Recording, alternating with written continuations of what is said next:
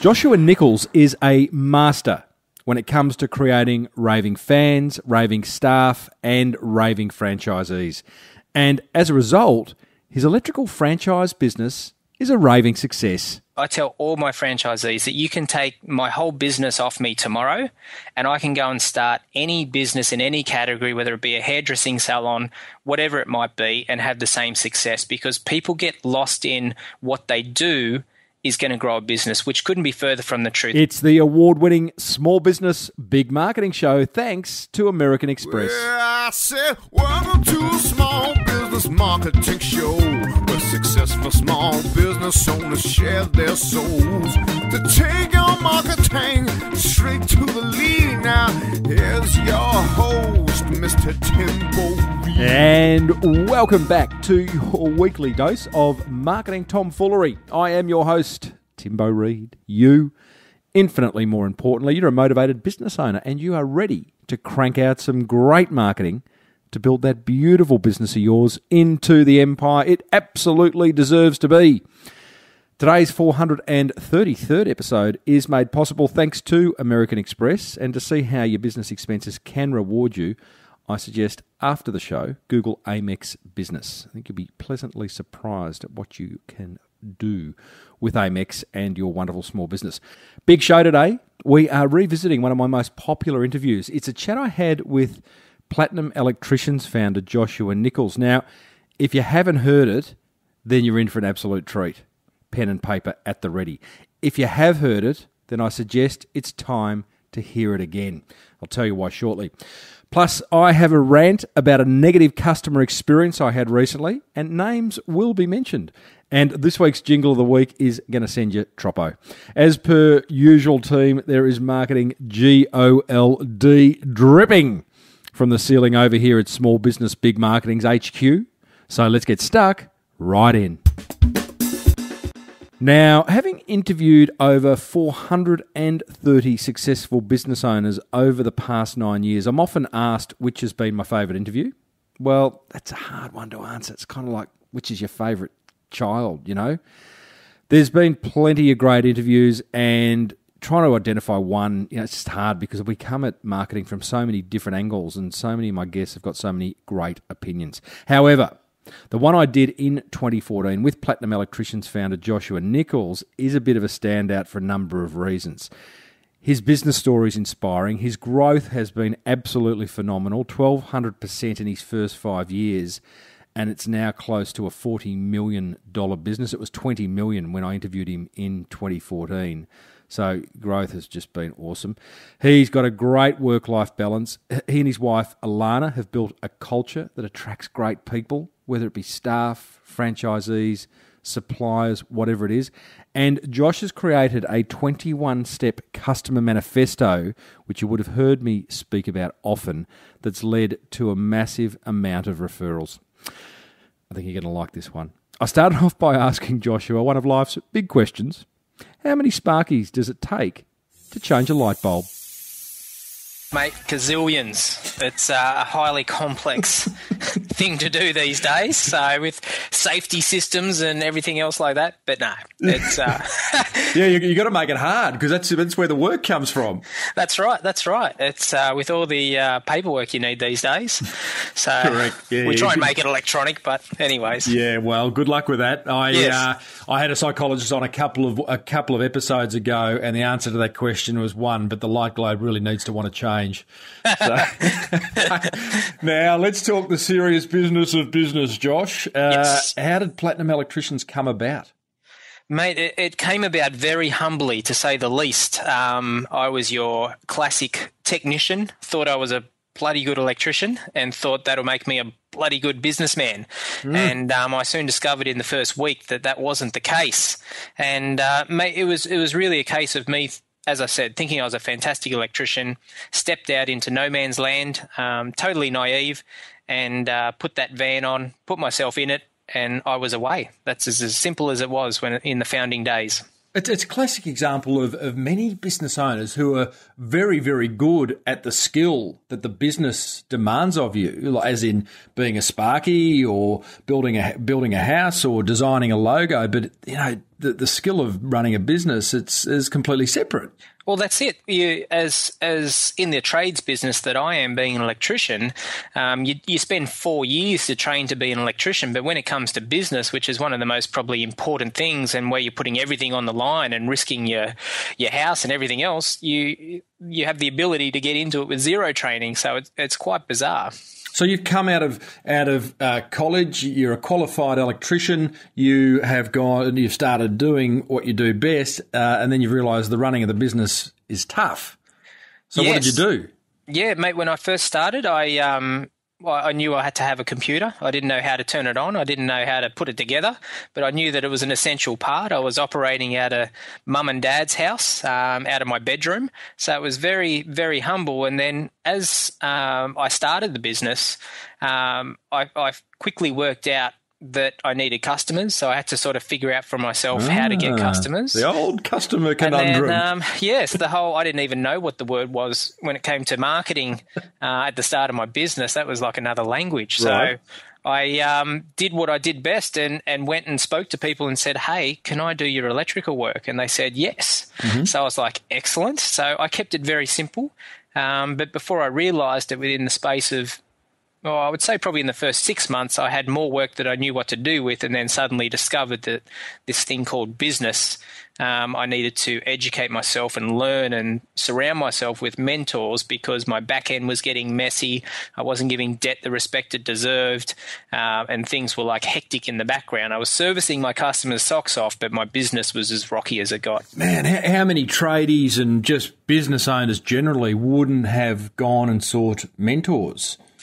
Yeah, well, I suppose that was just the position I was in. It was something where I knew I needed help, and it was sort of one of those things when you're in that position and you've gone out and bought a brand new van, which was a big thing to me at the time. And when I was seeing it all sort of falling apart in the background, I was like, man, I need help. Ask, and just asked anyone. I suppose it was just in my nature. Mm-hmm. Even when I was at school, I used to struggle massively at school. I used to really try, but for me, school just didn't click, and I learned from a very young age that I had to get school friends and things like that, and I had to learn to delegate and ask and how to do things, and I suppose it just came natural when I stepped over into business that the same thing applied. I just needed to ask.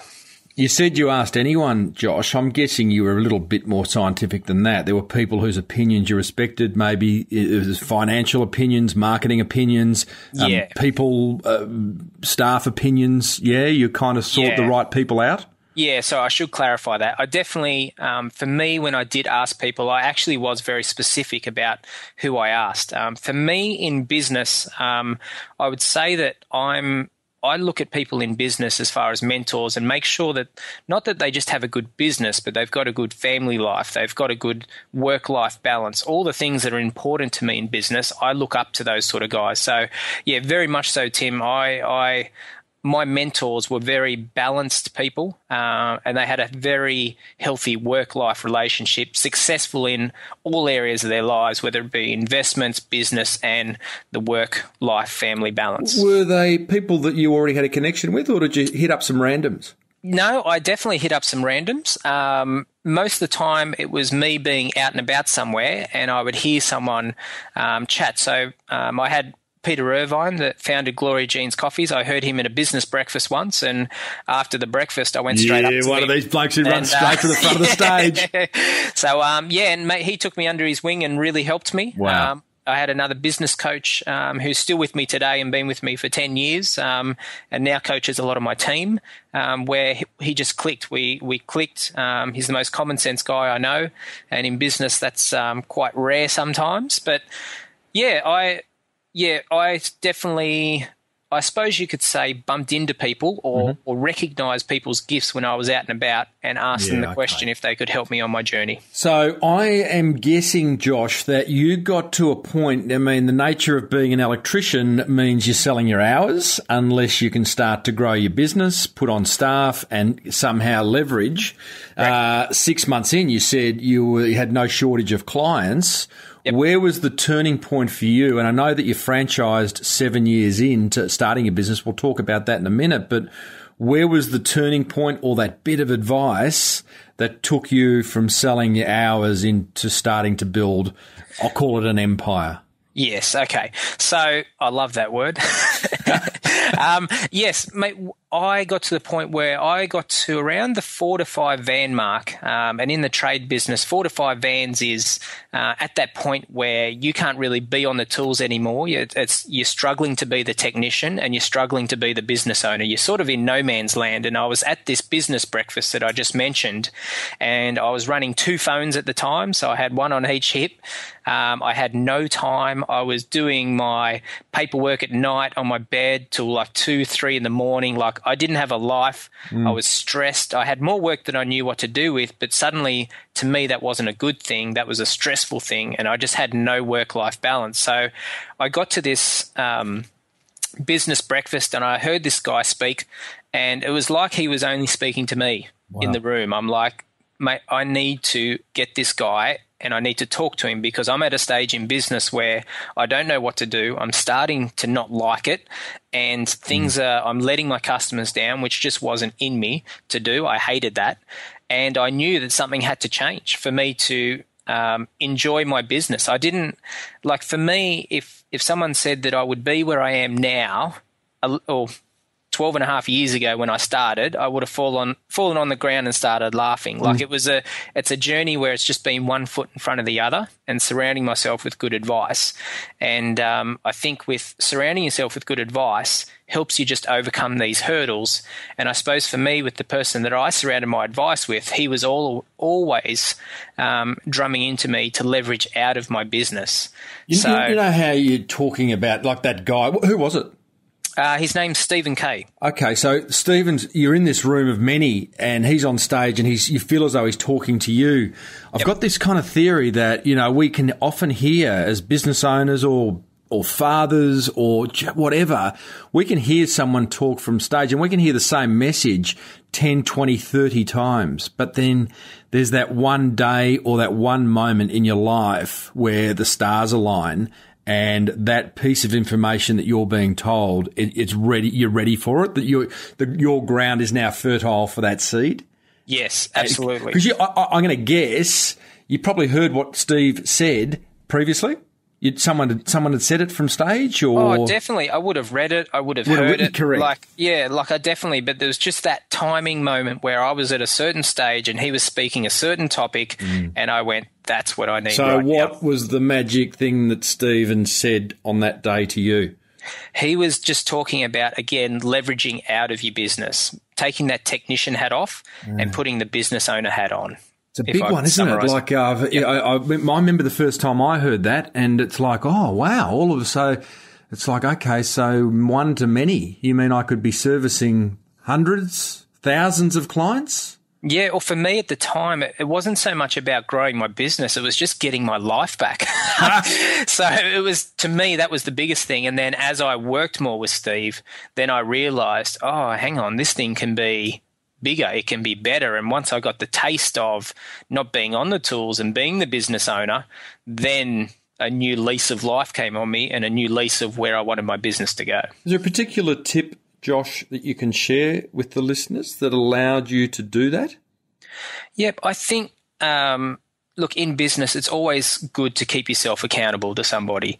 So whether that's somebody that's been in business, I would say.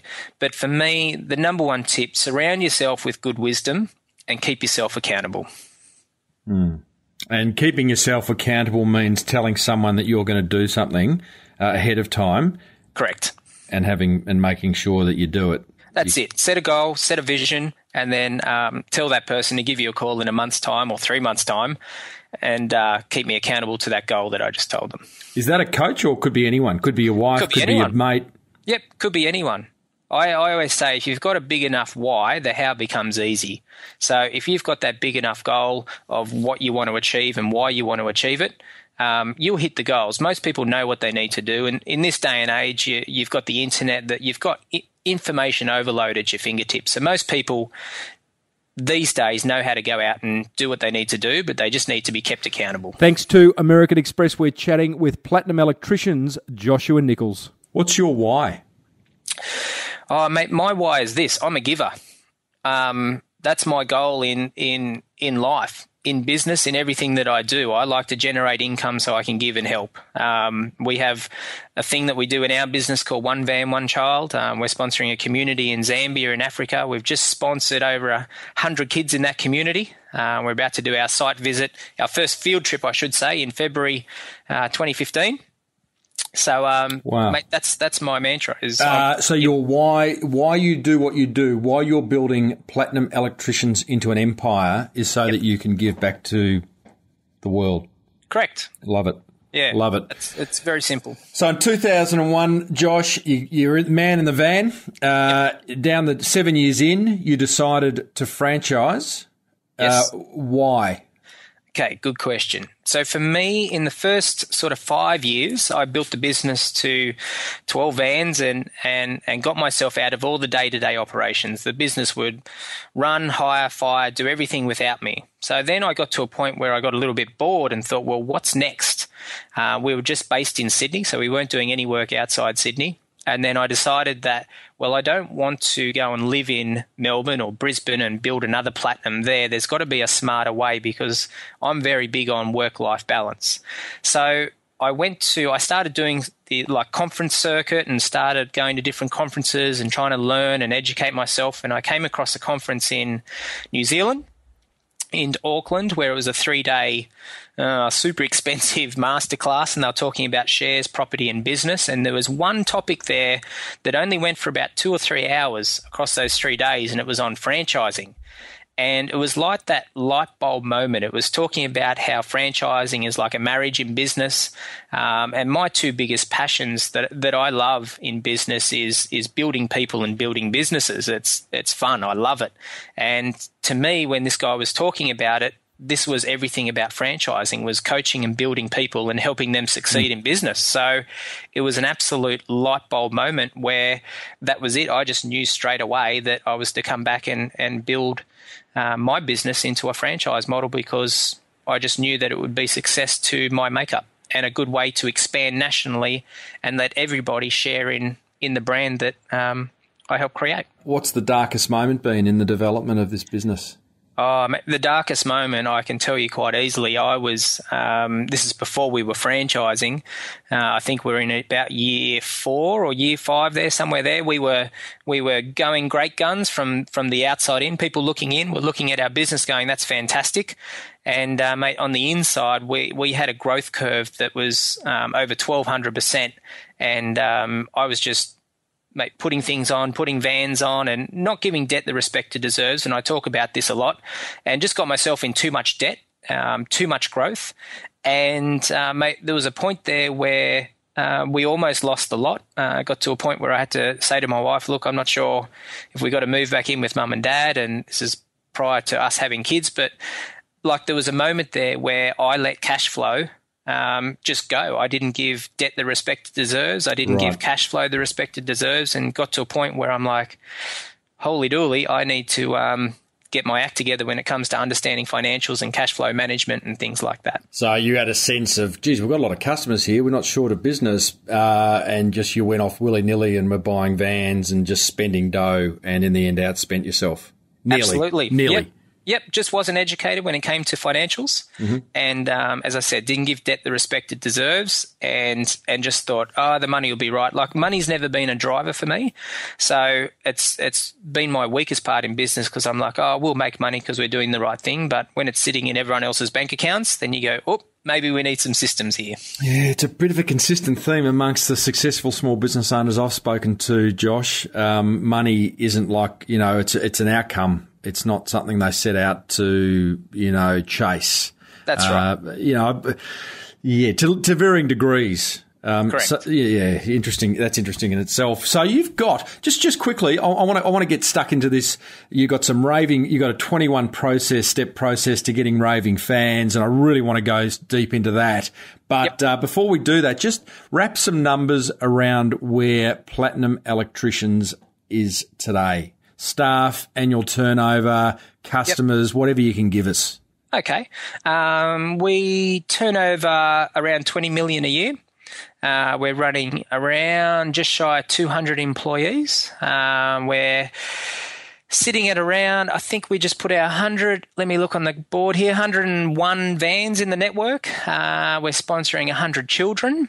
We're all over Australia, apart from Tassie.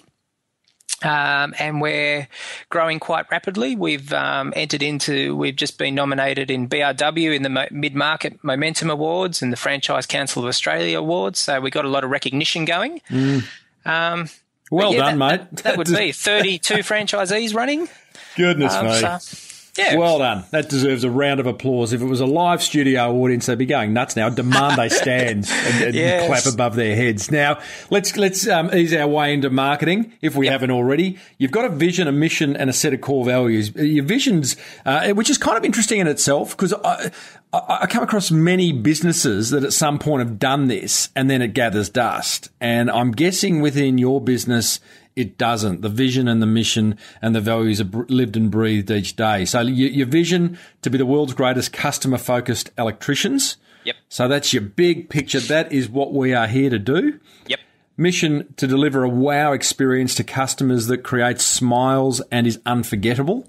Yep. And then a set of values, which I won't go into any great detail. I'll give you listeners some examples. Create wow through customer service, have fun and smile, be generous and help others in needs. A set of guiding principles, if you like, as to how you go about doing business. And without going into great detail there, Josh, they are instilled in everyone in the business. How?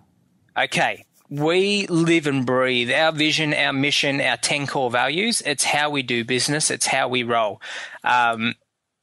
You can recite to any one of my key management what's our vision and mission, and they'll tell you at the top of their head straight away. When it comes to marketing, which like what this show's about, to me, how you grow a business, how you build an empire, your words, Tim, which I love. Mm-hmm. You can have those. It comes down to if all the listeners today listening to this go, well, what's a great experience that I've had in my life? What's that memorable moment? And every single time it'll be an experience that makes them smile and that they can't forget about. So for me, whether it be a restaurant you've been to, whatever it is, building a business and growing a business, to me, all comes down to, one, are people going to stay loyal to your business? And two, are they going to refer you to their friends, family, colleagues, etc.? If you can hammer on those 2 points, then you're going to have a successful, thriving, growing business. So for me, in everything that we do as electricians, is how does the customer feel when we leave their house or when we leave their business?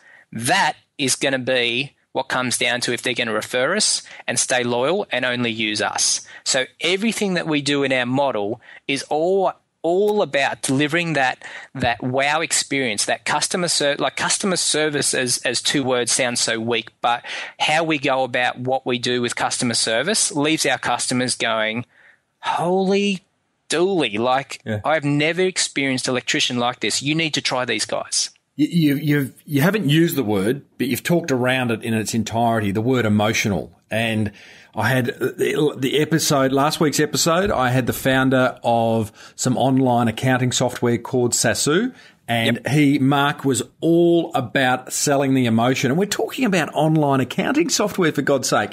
Now we're talking about installing PowerPoints. I don't mean to dumb it down, but we're talking about the work of electricians and everything. You didn't even talk about the work. Yep. You just talked about the delivery of a highly emotional experience. How will the customer feel when we leave? This is rare. It's rare and it's powerful because far too many business owners focus on the product or the service and not on the delivery and the feeling that product or service delivers. How you get it? How do you then find another 199 people who get that? Yeah, I tell all my franchisees that you can take my whole business off me tomorrow and I can go and start any business in any category, whether it be a hairdressing salon, whatever it might be, and have the same success, because people get lost in what they do is going to grow a business, which couldn't be further from the truth. I tell all my franchisees, electrical is just a byproduct of what we do. That's yes, you've still got to do a good job, but that's not going to make your business grow, is being a great electrician or, putting a downlight in 10 minutes faster than the next guy. That's got nothing to do with it. So most businesses, the core product of what you've got to do is, yes, you've got to do a good job, but that's not what grows a business. What grows a business is how you deliver that core product. Hey, let's get stuck in, Josh. Your 21-step manifesto, I'm going to call it, to creating raving fans. Yep. Can you give us some insight? You call it something different. What is it? And let's pull out some key components of it.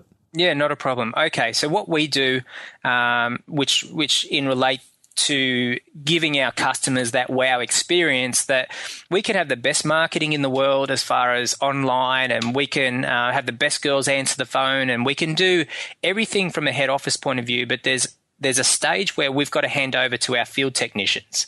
Now, our field technicians are really our face of our company. We can have the best marketing, but if they drop the ball out on the field, then we've got an issue. We're not creating that experience. We're not following through with what we've promised online. So we have what we call a start to finish process. It's a 21-step process, and it's what we train all our field technicians in to deliver that experience to the customer, that when we leave, they're just like, oh my goodness, I've never experienced somebody like that before. So in that process, we go down to, obviously with 21 steps on what we do on site.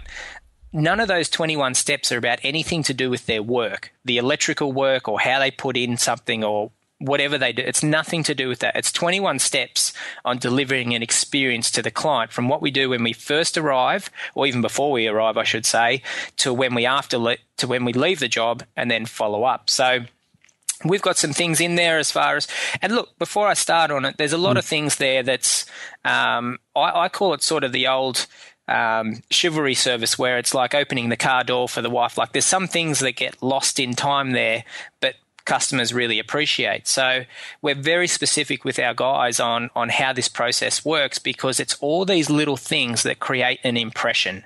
So these are the 1%ers that we forget about. 100%. These are the 1%ers, and there's a lot of 1%ers. And if you do all the 1%ers, you got 21%. You got 121%. Yeah, you create an experience.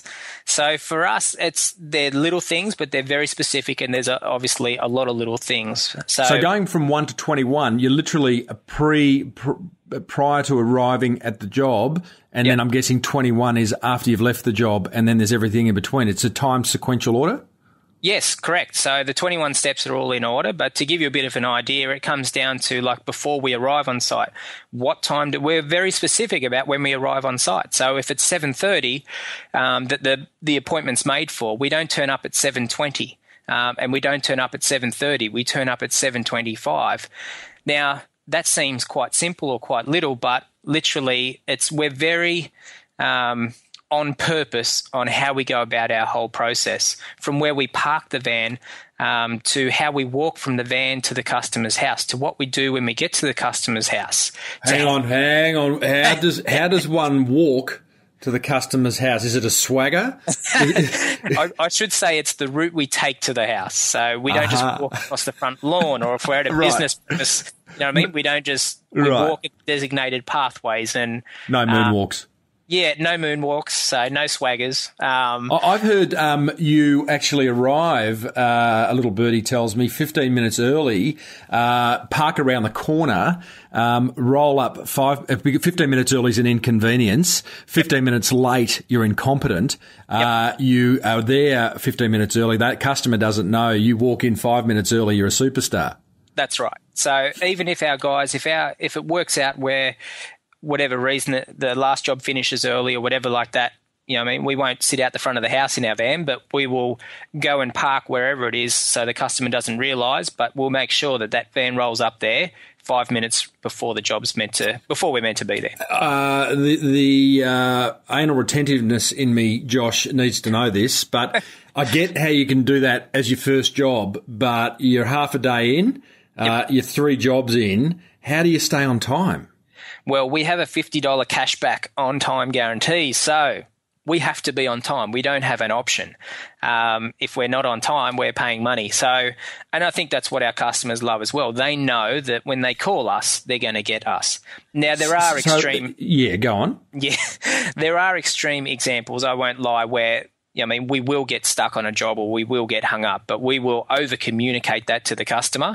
They will know well in advance, and then we'll be looking at compensating them, not just with money, but we like to laugh with our customers. We'll shoot them a couple of free gold-class movie tickets, or we'll really go above and beyond. So if that customer's left an extra 5 minutes or 15 minutes than when we said we were going to be there, they will be very happy that we're late because they're going to get compensated massively for it, not just in monetary, but just how we go about it. Customers know that we value them and that it's not something they know that we definitely couldn't have got out of, being 10 minutes late if that was the case. But it's very rare, and we schedule our guys with all those sort of capabilities in place that if something gets held up, we're still going to make our next customer on time. Give us some more of these little 21 steps, Josh. I'm fascinated. Look, before we even walk into the house, we put down a floor mat before we walk in. And on that floor mat, there's a cheeky little line on it that says, notice the difference.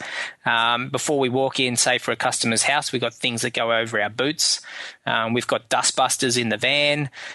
We've got things that when we're on site, I say to the guys that if there's something there that's small to do that you can see that's an issue, we call it the freebie. So everyone loves a freebie. Mm. So if there's a light flickering or there's a switch that's a little bit broken, I say just fix it for nothing. Yes. That's and don't make a big hoo-ha in front of the customer. Just say, oh, look, I noticed something that was broken there, and look, I just fixed it up because I'm fussy with that sort of stuff, and I've got authorization from the boss. Don't worry, it hasn't cost you a cent, but we just want to make sure that things are right in your house. Just little things. It's giving back, not just taking all the time. This show is made possible thanks to American Express Business Explorer Credit Card, a card that lets your business expenses reward you. I asked Amex member Chris Gray, CEO of property buying business Your Empire, how he benefits from using his Amex. I use Amex for the whole of my business. Literally every single thing I pay in my business, even down to effectively my staff or my contractors and my rent at home, everything goes on the Amex card. Because with Amex, you get the most points for your dollar spent. And I convert those points into frequent flyer rewards points. I fly 10 or 15 times a year, only business and first class, including those beautiful A380 suites you get on Singapore Airlines where you get your own bedroom. And I fly for free. I don't pay for a single flight. But it's not all upside, or is it? So I've still got 1 million points because I spend so much money in my business. I've then got a pre-planned 10 trips for next year of where do I want to go. I need to find excuses to go to different countries. This is a massive first world problem, Chris. It is, but I'm willing to put up with it. So there's very few people that can force themselves through the pain barrier, but I'm willing to do it. I've trained myself. New American Express card members who apply and spend $3,000 in the first 3 months from the card approval date receive a bonus 100,000 membership rewards points. You got to love it when your business expenses reward you. Search Amex Business to find out how. New American Express card members only. Offer ends November 30, 2017. Terms and conditions apply. I always wanted to do that. Listeners, just in case you are wondering what you have just tuned into, because there's marketing gold dripping from the ceiling, that is Josh Nichols, founder of platinumelectricians.com.au. This is brilliant discussion, Josh. Thank you so much for sharing so far. What impact does all of what you've just shared have on how much you charge? Are you really expensive? When it comes to charging the customer? No, look, we're mid-range. I'm not going to say that we're bottom of the range or that we're at the very top, but we're very competitive. The underlying question there was like because you're adding such extreme value and creating such an experience and creating so much wow that surely price becomes less of an issue. Whereas so often the first question is how much is it going to be? Yeah. Well, the thing that I'm talking with this 21-step process, you think, man, that must take a lot of time and the customer's paying for this. But all the things that I teach, like putting a floor mat out takes 3 seconds. Putting boot covers on takes 5 seconds. Like everything that I teach and how we deliver our customer service model doesn't take any extra time. It's just how we go about what we do. As far as price point goes, look, we're middle of the range. We do make a profit. That's what we're in business for.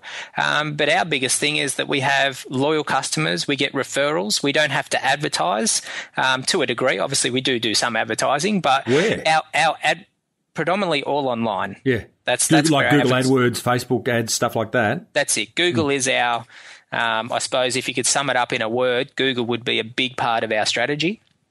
So yeah, I don't have to spend bucket loads on advertising because I know how to market my business. And I teach my franchisees the same thing, and that way we can keep our price point that's competitive, profitable, everyone's making $1, and we can deliver a service that people don't forget. How much, marketing's such a broad term, Josh, but like how much do you think you'd spend on marketing a year in the last 12 months? Or for a business that turns over 20 million, you'd probably talking maximum 100 grand. Yeah, wow. Max. Wow.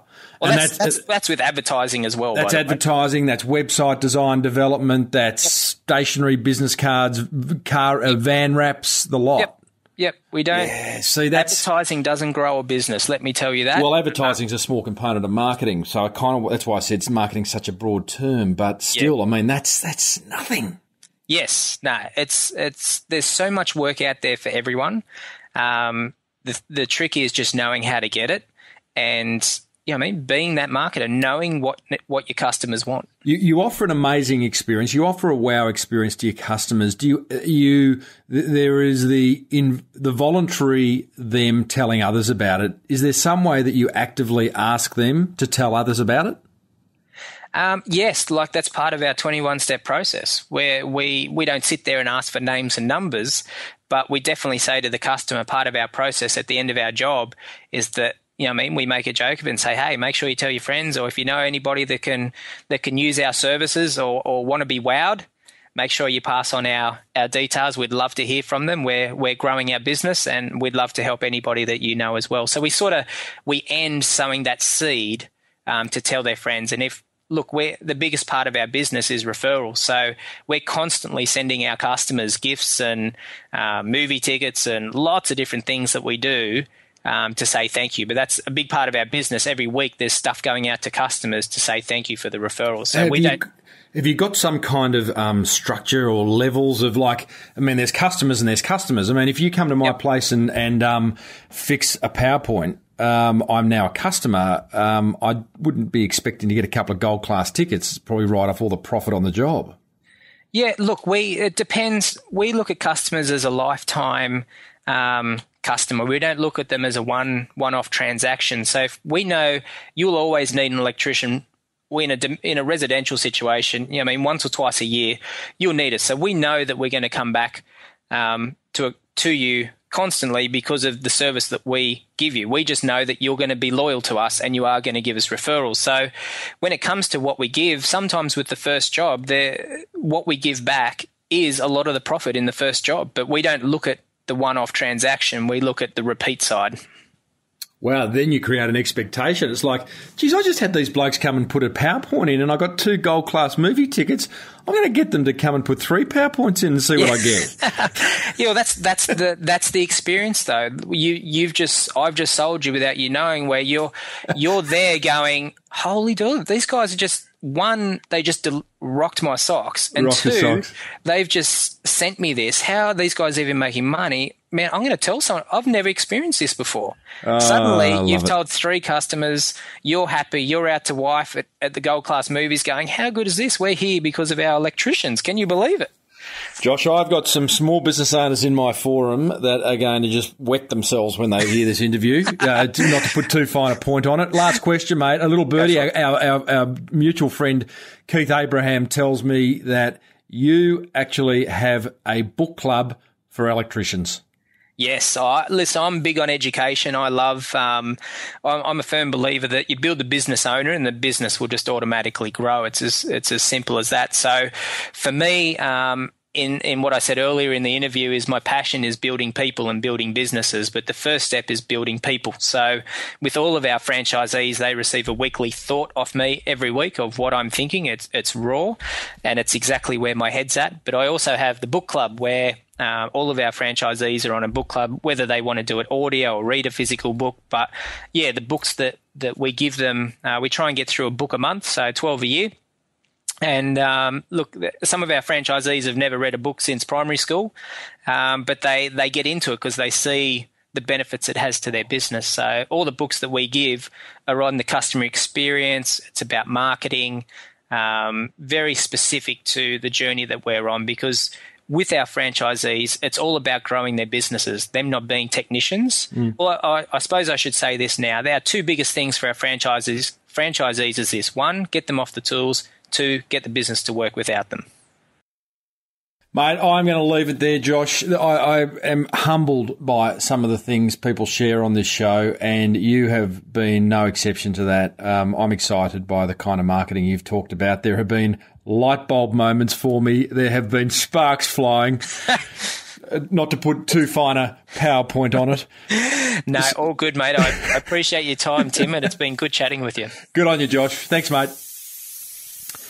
Well, there you go, team. Joshua Nichols, the founder of Platinum Electricians. I hope you enjoyed it. If it's the first time you have heard that chat, I hope you doubly enjoyed it. If you've heard it for the second, third, fourth time, you won't be the first.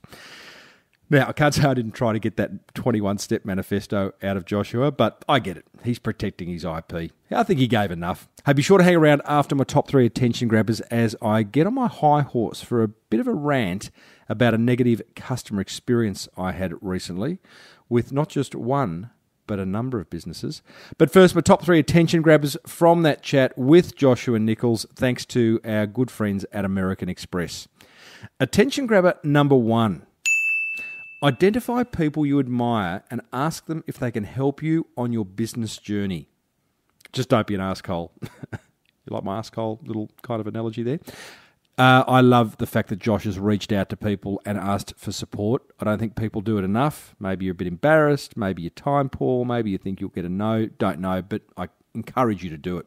Attention grabber number 2, put in place a customer manifesto full of little experiences that make your customers smile, refer you to others, and remain loyal for a very long time.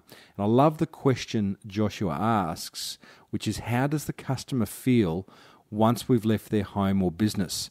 He instills that in all his people, and it is a wonderful, wonderful thing to ask yourself as a business owner, because once you've got a customer feeling positively predisposed towards your business, then you have created a brand and you've probably got a customer for life. And a customer manifesto is a great way to do that. And attention grabber number 3, love your employees by putting on great conferences, away days, training, awards nights, even just by simply being available to them. Josh is a master at doing that. I've been lucky enough to MC the last 3 conferences that Josh has put on. I know the Platinum team really well, and it's just a really strong culture. And it's a lot to do with, it's all about from the top down at the end of the day. Josh is very accessible, loves his people, and it shows. What grabbed your attention, I would love to know. Head over to smallbusinessbigmarketing.com/433 and let me know. Righto, time for a bit of a rant. I moved house recently and bought lots of new pieces of furniture, lots of new appliances, everything from couches, fridges, microwaves, slow cooker, love my slow cooker, and a whole lot more. But that created a problem. I've been left with a huge amount of packaging, which I sort of naively thought would be taken away by those I bought from. Not the little stuff, but, you know, the couch I bought came in 2 massive boxes. Like, you could house a small family in these boxes, and they're now cluttering up my garage. Interestingly, the only crowd that did take away everything was appliances online, from where I bought my fridge and my microwave. Great example of an online business working particularly hard to establish and maintain some customer loyalty, right? Whereas the offline businesses sort of felt maybe they were a bit lazy and didn't address the issue. So as I said, my couch arrived in these massive boxes from Nick Scully. And they didn't mention anything about that was what was going to happen, that I was going to be left with these boxes. Fortunately, when I did ring the fellow at Nick Scully and highlighted the problem, I don't think I was the first one to ever do it, he immediately said he would come and collect them. But why wasn't that part of the original deal? Wouldn't that have been a whole lot easier if they'd said, hey, listen, most retailers are going to leave you with a whole lot of packaging, we'll take it away? That would have been awesome. You got my business anyway, but I think going forward it would be a smart thing to do. So what's the marketing lesson here? Identify everything you're doing that's pissing off your customers. Then stop doing it. And then include the fact that you're no longer doing it in your marketing or sales copy. You don't have to say we're no longer doing it, but say what you are doing that is a positive outcome of stopping the stuff that's really annoying your customers. Another example, like I've had the same accountant for over 10 years. Yet when I call and he's not available, his EA still asks for my phone number. Really? After 10 years? And she's not a new EA. I know he wants it handy in front of him, but, put it in your phone. Easy. What's annoying your customers that your business is doing, and what are you going to do about it? Righto. Rant over. I'll get off my high horse. Righto, enough of that rant. It's time for the advertising jingle of the week. This one is from 1986. They all seem to be from 1986, or 1980s, I should say. Must have been a very heady time for jingle writers. And the vision that accompanies this jingle is the standard bunch of kids having fun. And the ad itself is selling, of all things, bananas. Banana, banana, banana, make those bodies sing. Make those bodies sing.